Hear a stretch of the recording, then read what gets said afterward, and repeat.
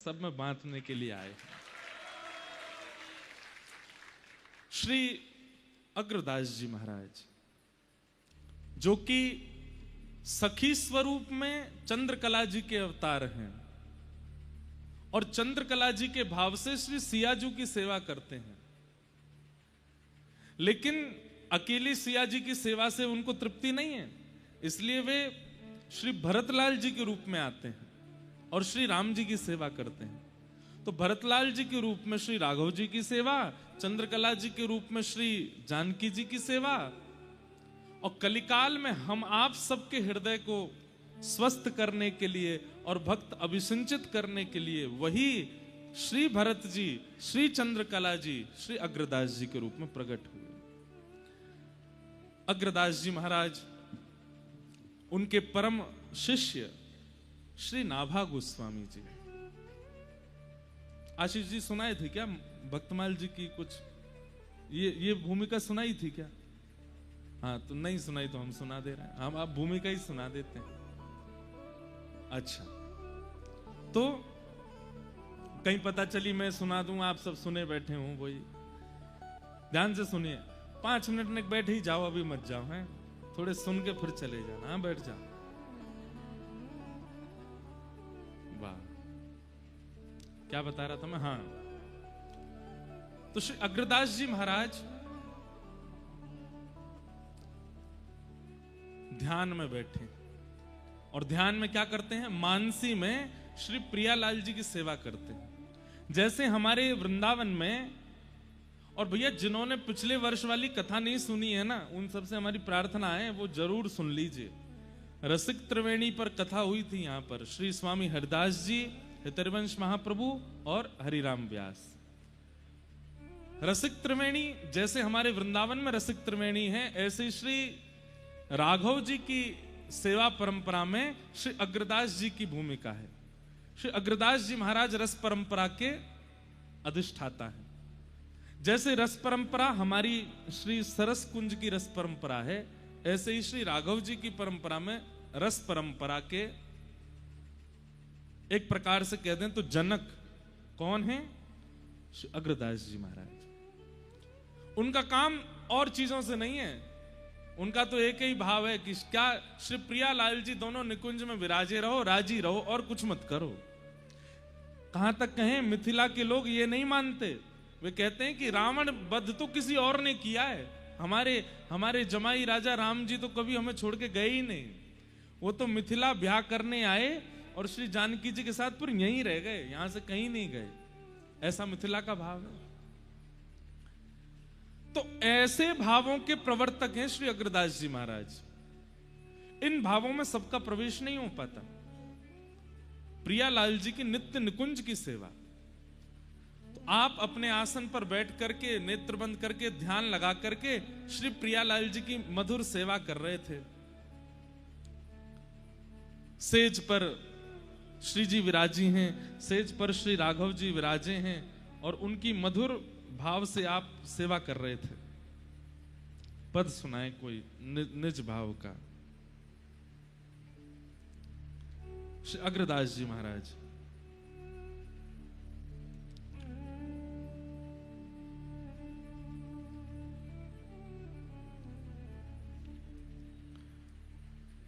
जैसे हमारे स्वामी हरदास जी महाराज आदि सबने ठाकुर जी के भाव को प्रस्तुत किया, अंतरंग भाव, ऐसे अग्रदास जी ने श्री राघव जी के भाव। अब जैसे कैसा पद है? बसो मोरे नैनन में सिया राम, बसो मोरे नैनन में सिया। कितने सुंदर शब्द हैं। ऐसे ही हमारे व्रज में भी गाते हैं, बसो मोरे नैनन में दो चंद, बसो मोरे नैनन में। लेकिन श्री अग्रदास जी क्या गा रहे हैं? कल्प बेली श्री जनक नंदिनी, कल्प बेली श्री जनक नंदिनी, रघुनंदन घनश्याम, रघुनंदन घनश्याम। राजत रतन जड़ित सिंहासन, राजत जड़ित सिंहासन, जुगल जोड़ी अभिराम,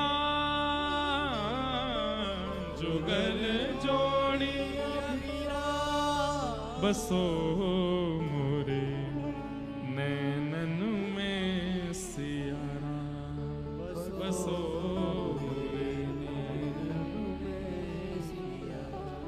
अग्र अली, अली शब्द वैसे तो सब जानते ही हो, अली मतलब सखी, अली मतलब सहचरी।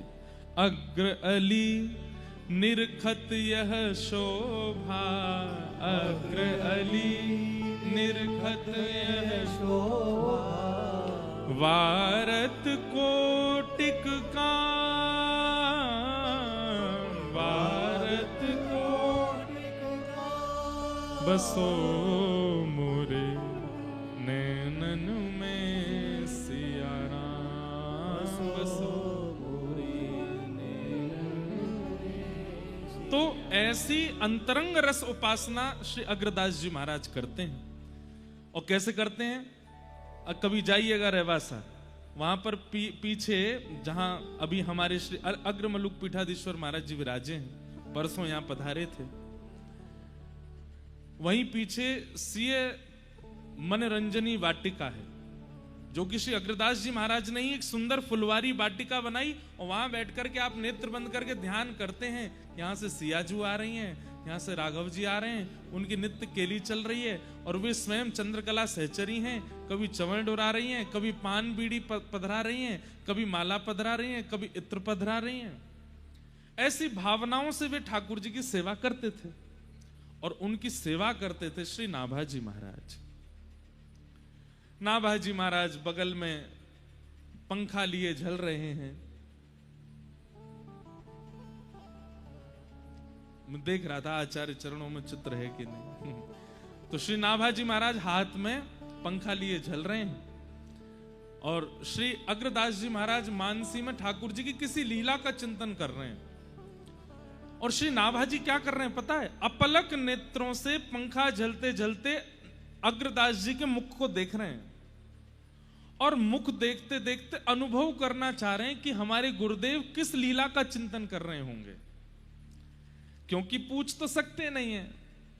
एक बात याद रखिएगा, शिष्य का शिष्यत्व एक चीज पर टिकता है और वो क्या है? संकोच। अगर किसी शिष्य को अपने गुरु के सन्मुख संकोच नहीं होता है ना, तो कहीं ना कहीं उसके शिष्यत्व में कोई कमी है।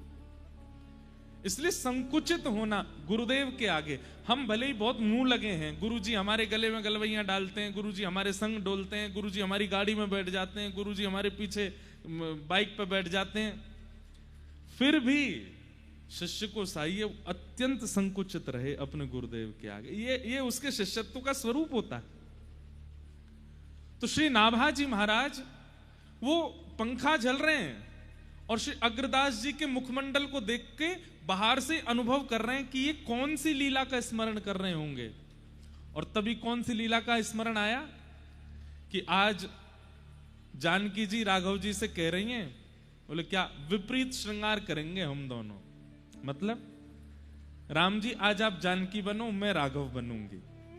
आहा, नाभाजी के नेत्र सजल हो रहे हैं, कितनी सुंदर लीला का स्मरण कर रहे हैं गुरुदेव। और राम जी संकोच कर रहे हैं, सीता जी से कह रहे हैं नहीं नहीं नहीं, मुंह को बहुत शर्म आवे, मैं नहीं करूंगा। बोले नहीं, आज तो करना ही पड़ेगा। और जबरदस्ती किशोरी जी के हट से राघव जी चुनरी पहन रहे हैं, लहंगा पहन रहे हैं। अब हमारे वृंदावन के लाला के लिए तो ये बात बड़ी सहज है।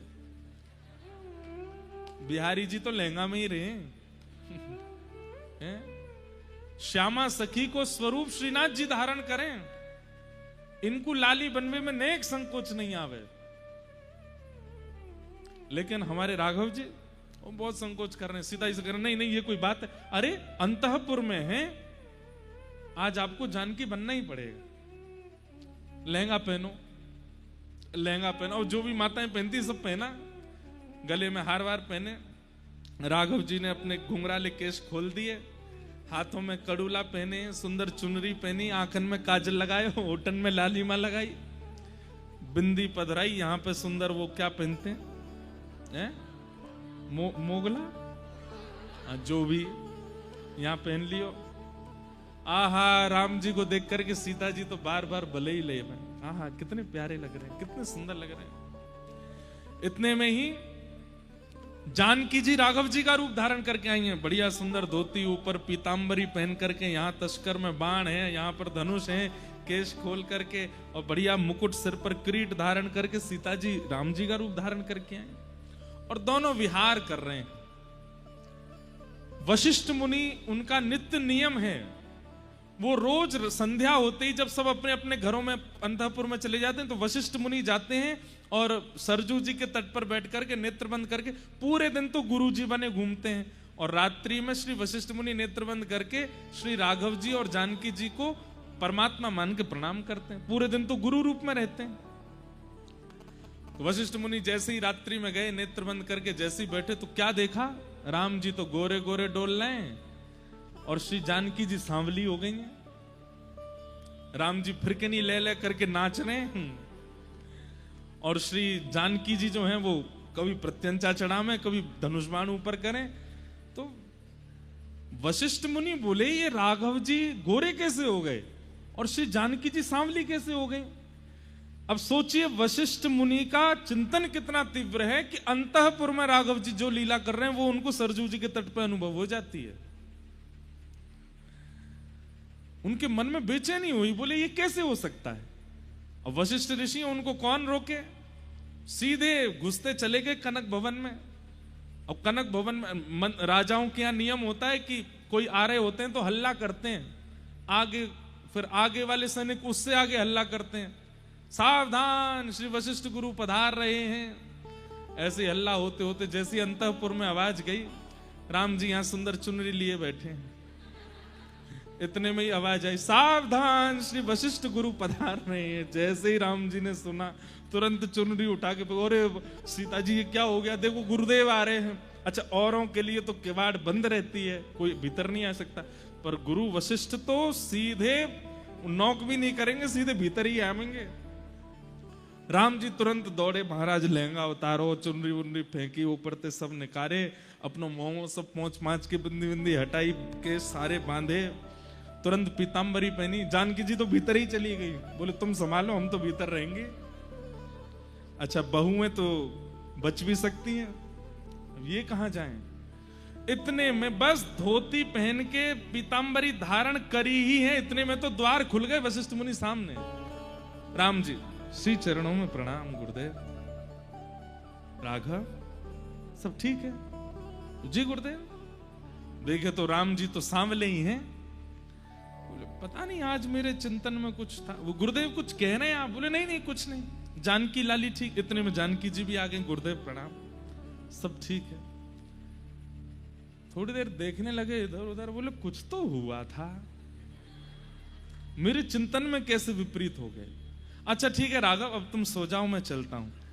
राम जी जैसे ही प्रणाम, सिर झुका के प्रणाम किए, तो घुटने पे बैठ के प्रणाम करके जैसे उठे, सोई राम जी की मांग का सिंदूर दिख गया। बाकी सब श्रृंगार तो उतर गए, पर सिंदूर लगो रह गयो। वशिष्ठ बोले राघव ये क्या है? अरे गुरुदेव नहीं गुरुदेव कुछ नहीं, वो तो ऐसे। वशिष्ठ मुनि मुस्का गए, संकोच मत करो, मैं किसी को नहीं बताऊंगा।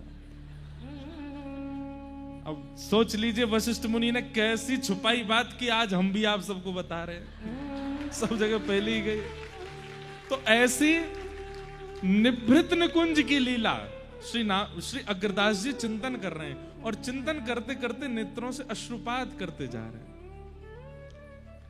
और श्री नाभाजी महाराज वो पूछ नहीं सकते, पर दूर खड़े खड़े पंखा जल रहे हैं और देखते देखते गुरुदेव की मुख कांति से ही अनुभव कर रहे हैं कि अब इनको ऐसा दिख रहा है, अब इनको ऐसा दिख रहा है। और तभी अग्रदास जी महाराज की भ्रकुटी थोड़ी टेढ़ी हुई, और जो ध्यान में सिया राम जी की मधुर लीला चल रही थी वो अंतर ध्यान हो गई। क्यों?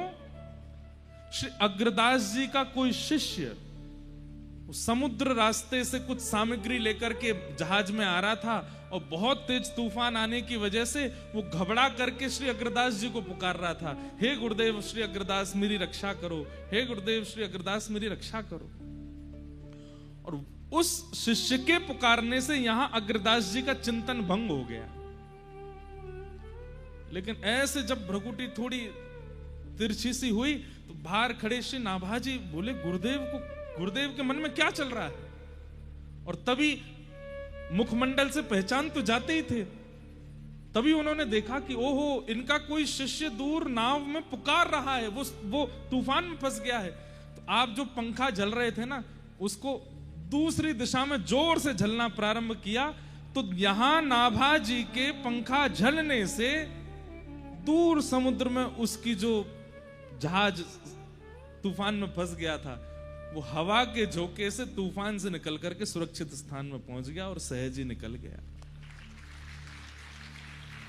और नाभाजी महाराज तुरंत बोल पड़े, गुरुदेव अब आप पुनः अपना चिंतन कर सकते हैं। आपके परम शिष्य की जो जहाज फंसा था, अब वो सुरक्षित पार निकल गया है। ये सुनते ही श्री अग्रदास जी के नेत्र खुले और बोले, तुम्हें कैसे पता कि मेरे चिंतन में क्या चल रहा है? ये अनुभव तुम्हें कैसे हो रहा है? नाभाजी महाराज चरणों में गिरे, सब आपकी कृपा है गुरुदेव, मेरी कोई कृपा नहीं, मेरी कोई योग्यता नहीं है। अग्रदास जी महाराज बोले, तो फिर बैठो, अगर ये योग्यता प्राप्त है तो इस योग्यता का एक सफल कारण करो। बोले क्या? भक्तन को यश गाओ। तुम यहां बैठ करके किसी का भी चिंतन कर सकते हो, तो यहां बैठ करके भारत में प्रगटे दिव्याति दिव्य भक्तों का चिंतन करो और उनका यश लिखो और दिव्य भक्तमाल ग्रंथ की रचना करो। और श्री नाभाजी महाराज ने यहीं रहवासा तीर्थ में, जहां से हम कथा करके आए हैं, वहीं बैठ करके सीए मनोरंजनी वाटिका में एक एक भक्त का चिंतन करते गए और वही भक्तमाल ग्रंथ तैयार होता गया, जिस भक्तमाल को हम सुनने के लिए बैठे। 3 आचार्य नहीं आए, हरिदास जी, हरिराम व्यास जी और हितरिवंश महाप्रभु। क्यों नहीं आए? क्योंकि ये तीनों वृंदावन छोड़ के कहीं जाते ही नहीं। हरिराम व्यास जी तो कहते हैं कि मैं ब्रज की तृण की शपथ खा के कहता हूं कि श्री किशोरी जी के अलावा किसी को देखूंगा भी नहीं। कैसे आ जाएंगे रहवासा? तब श्री नाभाजी ने चरणों में प्रणाम करके कहा, बोले भगवान सब आ गए, लेकिन ये रसिक त्रयी हरित त्रयी नहीं आए मेरे चित्त में। तब श्री अग्रदास जी बोले वो इसलिए नहीं आ रहे हैं क्योंकि जब तक राधा रानी जहां नहीं पहुंचेंगी वो तीनों नहीं आएंगे। तब श्री अग्रदास जी ने किशोरी जी को स्मरण किया और किशोरी जी का स्मरण करते ही रहवासा में सीए मनोरंजनी वाटिका में साक्षात ललिता विशाखा के सहित श्री किशोरी जी प्रकट हो गए। और किशोरी जी के आते ही अग्रदास जी ने प्रणाम किया और तभी किशोरी जी ने इशारा करके दिखाया तो श्री हितरवंश महाप्रभु, स्वामी श्री हरदास जी और हरिराम व्यास जी तीनों आचार्य आ गए और तीनों ने अपने भाव वहां पुष्ट कराए। ऐसा भक्तमाल ग्रंथ है। तो इन्हीं भक्तमाल जी की चर्चा हम लोग श्रवण करेंगे। आप सब लोग अवगत हैं, 3 रसिकों के चरित्रों पर हमने पूर्व वर्ष कहा था और पिछले वर्ष ये भाव कहा था मंच से कि इस बार श्रीमद वल्लभाचार्य जी महाराज, श्रीमद रामानुजाचार्य जी महाराज और श्रीमन चैतन्य महाप्रभु, इन तीनों के मंगल यश को हम यहां से गाएंगे। तो आज तो प्रथम दिन भूमिका में निकल रहा है और बहुत समय भी हो गया, 9 बज गए हैं। आप सब लोगों के मध्य में बस हम आज प्रारंभ प्रार्थना कर दी है। कल से 2-2 दिन एक एक महापुरुष का चरित्र चलेगा। तो कल और परसों श्रीमद वल्लभाचार्य जी महाराज, फिर उसके बाद या तो